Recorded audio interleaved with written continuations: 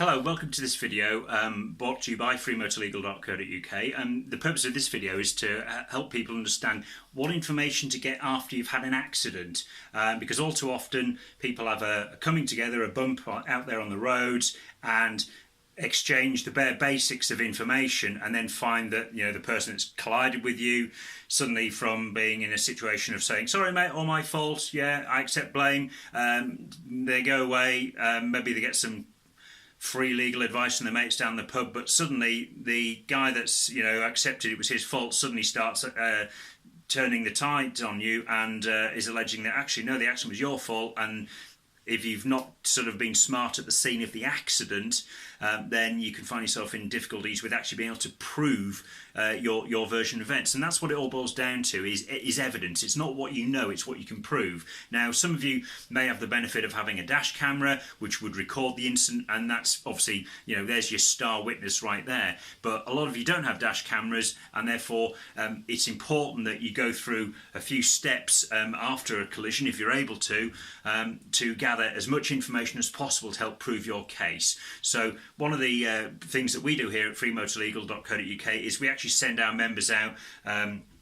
an accident survival checklist when they join, and this serves as a little guide on what information to gather down at the scene, and hopefully puts them in a position where they've got the strongest evidence possible to go forwards with their claim. So the key things to do is after you've had an accident, try not to panic and try not to move the vehicles immediately if possible, because where the vehicles are positioned in the road may be really crucial to proving how the incident occurred. So most of us obviously have got smartphones these days with cameras, so the key thing to do is to try and take pictures of where the vehicles are in the road, where they are relevant to, say, the curb or a junction. Take pictures of any glass or debris that's on the floor, because that will help to prove where the collision happened, for example. And also take pictures of the damage to the vehicles. Take some fairly close up, but take some from a distance back, so you can see sort of where the damage sort of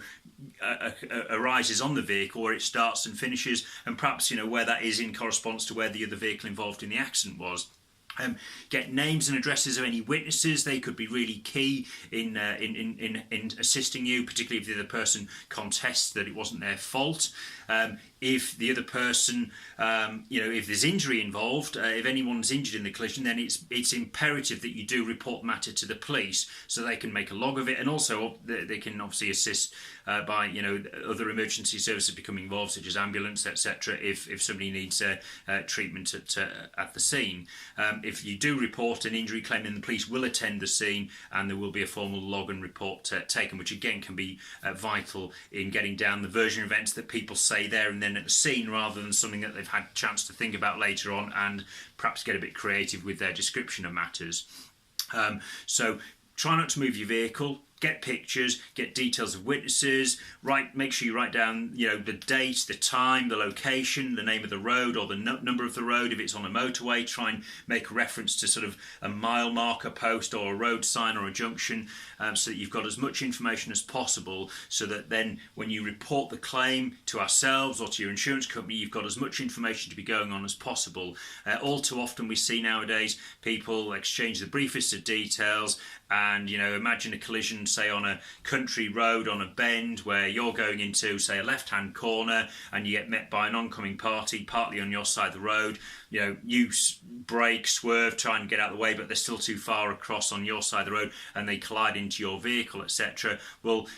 yes, they might jump out the car and say, sorry mate, all my fault to your face, but if you haven't taken pictures of perhaps where your car was located in the road, where there's glass and debris on the floor in front, then suddenly you might find that the other person gets a bit creative with their description to their insurance company and says, oh no, the other person was on my side of the road. And if you haven't taken those pictures or got evidence from witnesses and things like that, then suddenly, can you prove that the collision happened on your side of the road? Probably not. And what that's going to result in is more than likely a 50-50 split liability settlement, where you end up having to cop for 50% of the blame, and that means that you're only going to get half of any losses and expenses and compensation back from the other party, but in turn it would allow them to claim 50% of their losses, damages, compensation from you and your insurer. So that would end up going down as a fault claim, and you've got a good possibility of being able to avoid that if you've been savvy at the scene by getting as much information down as possible. So hopefully this video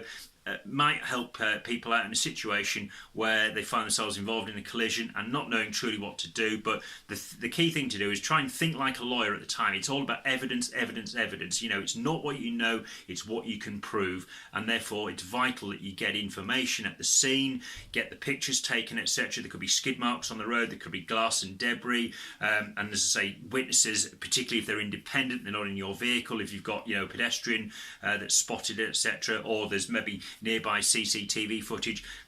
contact the shop owner or whoever it is that might have a camera pointing out into the road space to see whether they've got any footage and how to go about getting hold of that. So the key thing is arming yourself by getting all of the evidence down at the scene, because going back the next day, some of it's not going to be there, and that's when you might find yourself in difficulty actually being able to prove your case, and ultimately you may lose out on what you're entitled to. So think like a lawyer at the scene, get the evidence down, and that will go a big way into helping out to make a claim run smoothly and hopefully come out in your favour. So thanks for watching. Hopefully this vehicle's been informative. Take care.